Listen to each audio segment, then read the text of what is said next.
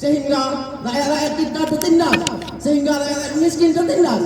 Dengan tidak sadarnya orang ini telah menganiayakan rakyat-rakyat yang miskin. Tegakkan ke atas. Syedon puluhan mahasiswa yang tergabung dalam Serikat Mahasiswa Muslimin Indonesia atau SEMMI Langsa pada Rabu 31 Agustus 2022 siang menggelar aksi di gedung DPRK Langsa untuk menolak kenaikan BBM yang direncanakan mulai berlaku 1 September 2022 hari ini. Kedatangan mahasiswa disambut Ketua DPRK Langsa Maimul Mahdi bersama anggota dewan lainnya. Beberapa mahasiswa sempat membakar ban bekas. Aksi mahasiswa tersebut turut dijaga ketat oleh puluhan anggota Polres Langsa dan petugas pengamanan kantor.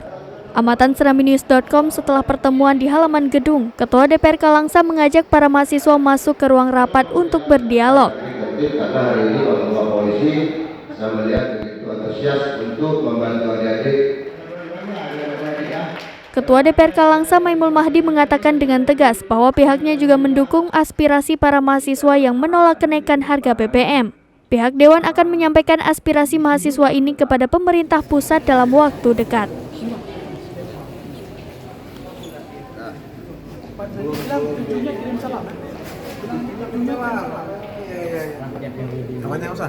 Dari Langsa, Zubir, Serambi On TV.